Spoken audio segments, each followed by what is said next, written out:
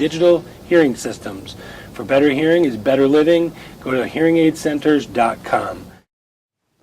Welcome back, ladies and gentlemen. Our Homeland Security.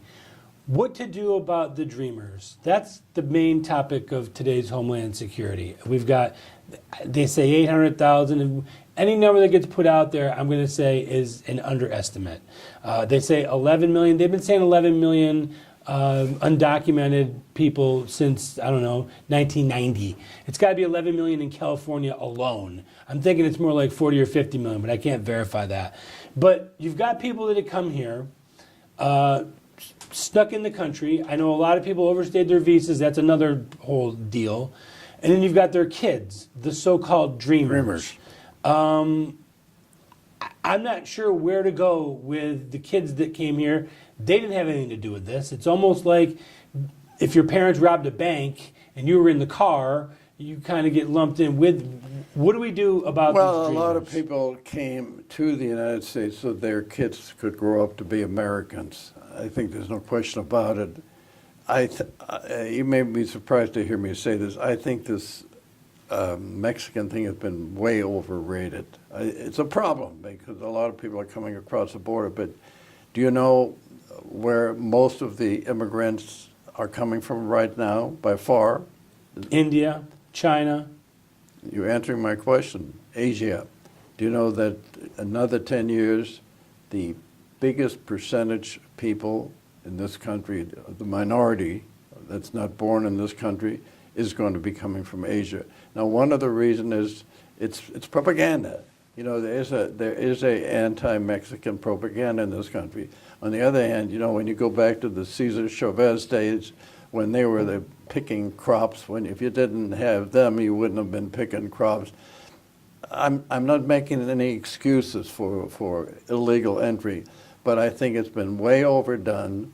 I think also, you know, that if you... But couldn't we have gone back to a system where you bring people in, let them have a worker's permit, and then have them go back home when the season's over, versus bringing them in the country illegally, Yes. letting them stay here? That's not... I'm not... Do you legalize them? Do you make them citizens? No. Do you not? Look, I mean, what do you do? Look, how did Reagan handle it? He just, at that time, of course, he didn't have the numbers to deal with it. I think there were something like 5 million illegal Mexicans in this country.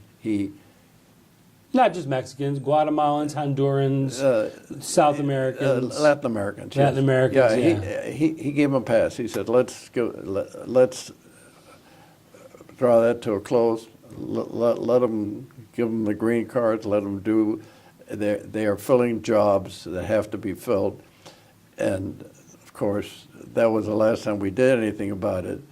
What has happened? And they also said then that would be the last time we would have to deal with it, because we're going to close the border, we're going to seal off any illegal entry ports, and we're going to end this. How many times have you heard this? And I know. But I'm only saying is that I think we have a major problem today of having a policy that makes sense. As far as the dreamers, I feel bad for kids. It's not their fault that they were born here in this country or were brought in. To me, I would dismiss the whole thing. But so, do you make them citizens? Do you make them?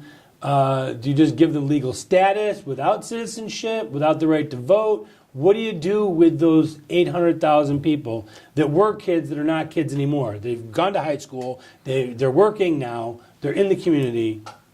The warmness of my heart would say, let's do the same thing that Reagan did when he gave the okay, and that from here on in, we'll not let it happen. Are you a citizen? Yes. Well, yes, because you're born here. I still say there's a lot of the jobs at the lowest level of wages that are being filled by Latin Americans, yeah, and I think that we need them. If they disappeared into thin air tomorrow, we'd have a lot of problems. Now, the House just passed a bill to deport MS-13 gang members.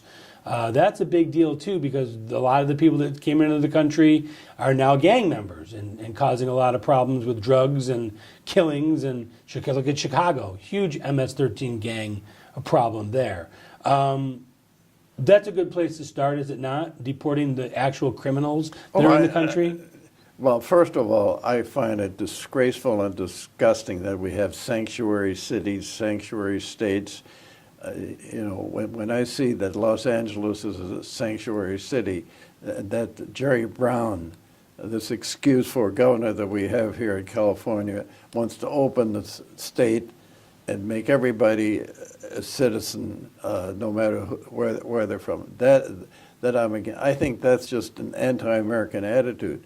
Chicago is a sanctuary city. New York is a sanctuary city. I think it's a pro-Democrat attitude, because if the majority of these people voted for Republicans, there would have been a wall built 35 years ago. That's the fact of the matter. Well, the majority of them vote Democrat, and that's why the Democrats support it. First of all, as long as I'm not for the wall. I don't think that's the way.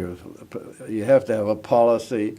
If you have to put National Guard troops on there, or whatever it is, that is not the answer. The answer is to have a policy that says, okay, we're drawing a line right here, and from here on in, we're going to do it. The trouble is we've had this happen before, and then they turn out to be liars, because the guys that either follow them or implement their policies don't follow through on what was promised. And we were talking earlier about the visa applicants. 40% of the people that are here illegally overstayed their visas. So we let them come into the house and watch TV and eat at our dinner table, but they never left.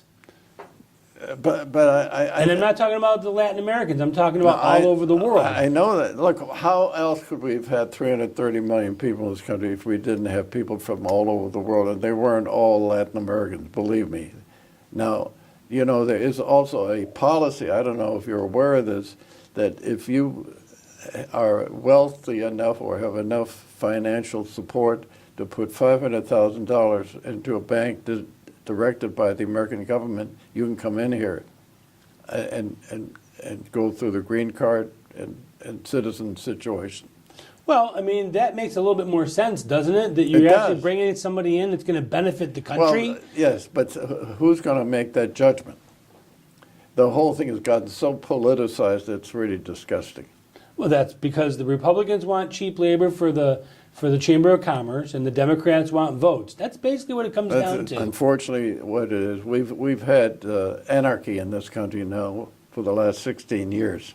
And I just find it a little bit, I'm not sure what the word is, but it bothers me that people come here and they don't appreciate what America gives and what America's done for them, but yet they demand, and they have this attitude about what we've done for them. That part really bothers me. Well, but they've been motivated to be this way by the Democratic Party.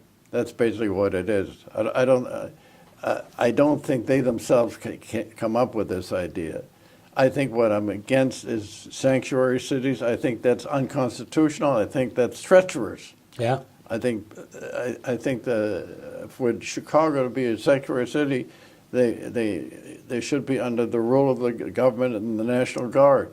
And you look at the shootings and the violence in that city, and that's what you get.